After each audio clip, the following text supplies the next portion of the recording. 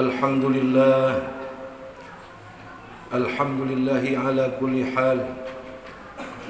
Ashhadu an la ilaha illallah wahdahu la syarika lah, al-kabirul muta'al. Wa ashhadu anna sayyidana Muhammadan abduhu wa rasuluh, dzul jamali wal kamal. Allahumma salli wa sallim wa barik ala sayyidina wa habibina wa syafi'ina wa qurrati a'yunina wa maulana Muhammadin nuril qahhar bijahihi indaka abdil anna sihra wal aina wal syarra ashrar. Ya wahidu ya dafi'u ya sattar wa ala alihi wa sahbihi al-abrar. Amma ba'du fa ya ibadallah, usikum wa nafsi bitaqwallah. Ittaqullaha haqqa tuqatih wa la tamutunna illa wa antum muslimun. Hadirin ma'asyiral muslimin, jamaah salatul Jum'ah Masjid Jami' At-Taqwa rahimakumullah. Betapa besarnya cintanya Nabi Muhammad sallallahu alaihi wasallam kepada kita para umatnya, sehingga digambarkan dalam surah At-Taubah, di mana Allah Subhanahu wa taala berfirman, laqad ja'akum rasulun min anfusikum azizun 'alaihi ma 'anittum harisun 'alaikum bil mu'minina raufur rahim. Yang artinya, sungguh telah datang kepada kamu sekalian seorang rasul dari kalanganmu sendiri. Azizun 'alaihi ma 'anittum harisun 'alaikum bil mu'minina raufur rahim.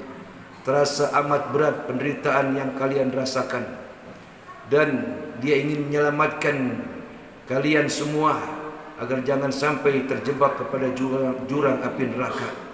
Dengan penuh kelemah lembutan dan welas asih mengajak kepada kalian dan sangat berbelas kasih kepada orang-orang mukmin.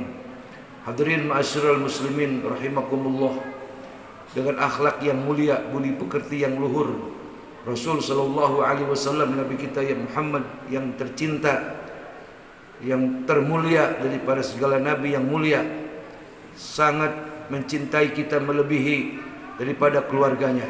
Sampai pada akhir hembusan napas yang terakhir, beliau memanggil sampai panggilan 3 kali, ummati, ummati, ummati, umatku, umatku, umatku. Itu artinya, saudara-saudara, betapa disayang dan dicintainya kita oleh Rasulullah sallallahu alaihi wasallam. Orang yang disayang oleh orang yang menyayanginya pasti akan ada sinkronisasi, saling berhubungan. Jangan mengkhianati orang yang mencintai kita. Jangan menyakiti orang yang menyayangi kita dan memuliakan kita. Rasulullah sallallahu alaihi wasallam, dengan bagaimana kita menggembirakan Nabi, dengan bagaimana kita mencintai dan menghormati Rasulullah sallallahu alaihi wasallam, yang pasti adalah jangan pernah satu waktu pun kita meninggalkan sholat 5 waktu, saudara-saudara. Jangan pernah meninggalkan zikir. Jangan pernah meninggalkan puasa Ramadan kecuali uzur syar'i. Jangan pernah meninggalkan pengajian-pengajian. Jangan pelit ketika dianugerahkan atau diamanatkan berupa harta kekayaan. Salurkan kepada orang-orang yang membutuhkan ataupun kepada tempat-tempat yang menjadi syiar agama. Kemudian berlaku baiklah kepada keluarga, kepada istri dan anak-anak, sebab itu adalah bagian daripada ajaran Nabi Muhammad sallallahu alaihi wasallam. Beliau ketika berumah tangga dengan para istri-istri beliau, tidak ada kata makian yang keluar dari mulut beliau dalam keadaan bagaimanapun. Yang masyhur sekali, beliau selalu memanggil panggilan kepada istrinya dengan panggilan yang sangat menyejukkan hati, ya Humairah, terutama kepada Aisyah, istri terakhir beliau. Dan beliau hidup sangat sederhana, saudara-saudara. Tidak ada sedikit pun kesombongan dalam diri beliau, dan juga tidak ada rasa keserakahan. Dari seluruh pembagian harta ghanimah yang beliau dapatkan, itu semuanya habis dibagikan kepada para sahabat-sahabat beliau, kepada orang-orang yang berjuang menyampaikan agama Allah Subhanahu wa taala.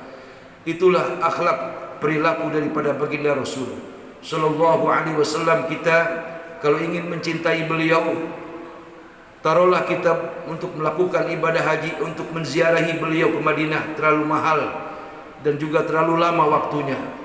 Umroh itu pun kalau ada milik rezeki kita, paling tidak ziarahi beliau setiap waktu. Bagaimana caranya?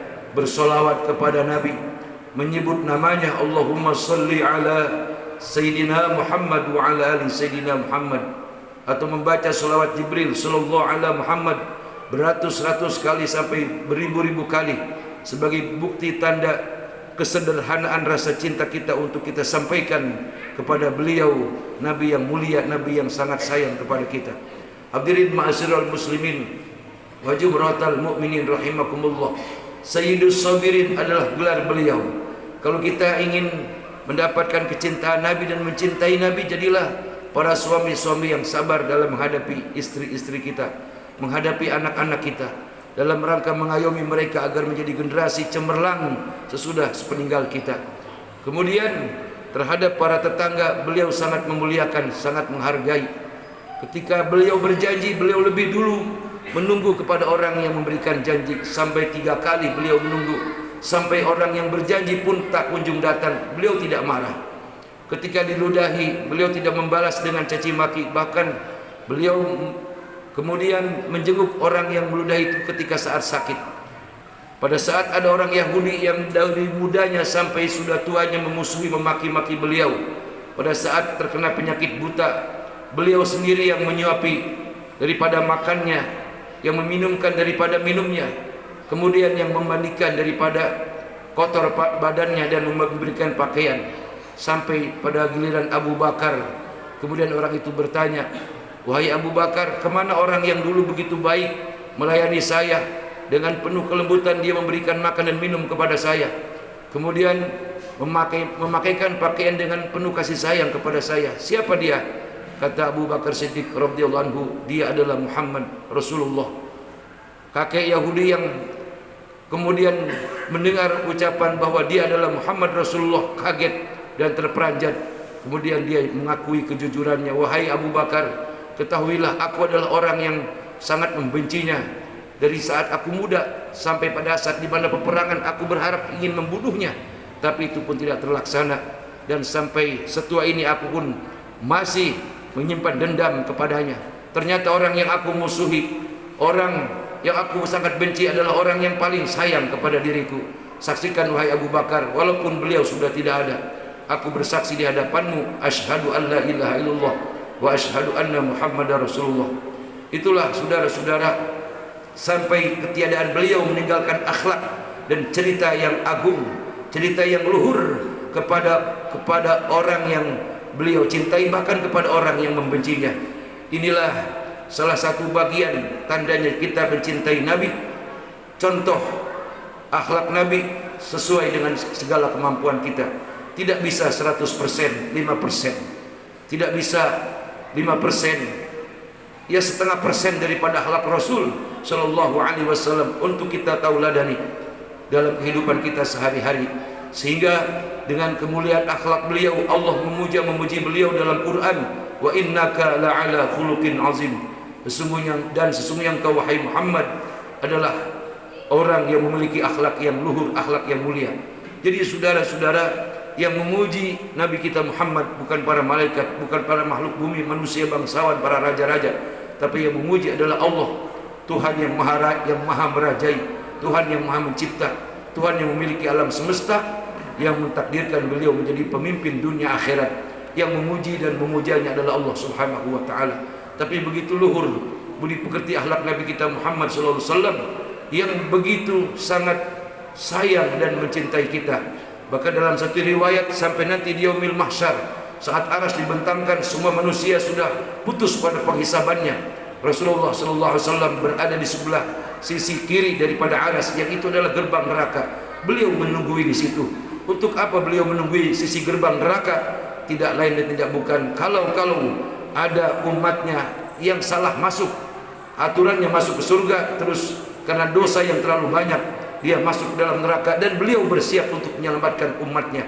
Itulah kebaikan perjuangan Nabi kita Muhammad sallallahu alaihi wasallam dari hidupnya Sampai pun kita di alam kubur, sampai pun kita nanti di yaumil mahsyar, selalu diharap-harapkan agar jangan sampai satu pun daripada umat saya ya Allah ada yang menjadi penghuni neraka. Allahumma salli ala Sayyidina Muhammad wa ala ali Sayyidina Muhammad, attirillahumma qabrahul karim bi'alfin sazim min salati wa taslim. Inilah saudara-saudara hadirin ma'asyiral muslimin rahimakumullah, momen peringatan Maulid yang hari ini sedang ramai-ramai dirayakan adalah semuanya menceritakan tentang akhlak baginda Nabi kita Muhammad sallallahu alaihi wasallam. Mencintai Nabi adalah kewajiban, sebuah keniscayaan untuk diri kita. Amal ibadah yang kita kerjakan, solat kita, puasa kita, zakat, infak, sedekah kita dan seluruh amal kebaikan tidak akan bisa memasukkan kita ke dalam surga kalau tidak dengan syafaat baginda Rasul Nabi kita Muhammad sallallahu alaihi wasallam, karena beliau yang memegang kunci-kunci daripada keduniaan, karena beliau memegang kunci-kunci daripada akhirat, karena beliau yang memegang 7 ataupun daripada 8 daripada pintu-pintu surga. Tidak ada nabi yang boleh memasuki surga kecuali Nabi Muhammad yang paling pertama sebagai pengawal untuk menguasai surga. Itulah saudara-saudara sebagian daripada kemuliaan akhlak Rasulullah sallallahu alaihi wasallam, perjuangannya untuk membela kita semua bagi umatnya. Oleh karena itu, cintai Nabi dengan sepenuh hati, cintai Nabi daripada segalanya, karena dengan mencintai Nabi daripada segalanya akan melahirkan cinta kita kepada istri, cinta kita kepada anak-anak kita, kepada masyarakat, kepada orang-orang yang ada di sekeliling kita. Barakallahu li wa lakum fil Qur'anil azim wa nafa'ani wa iyyakum bima fihi minal ayati wa zikril hakim wa taqabbala minni wa minkum tilawatahu innahu was-sami'ul alim. Aqulu qawli hadza astaghfirullahal azim li wa lakum wa lisairil muslimina wal muslimat wal mu'minina wal mu'minat fastaghfiruhu innahu huwal ghafurur rahim.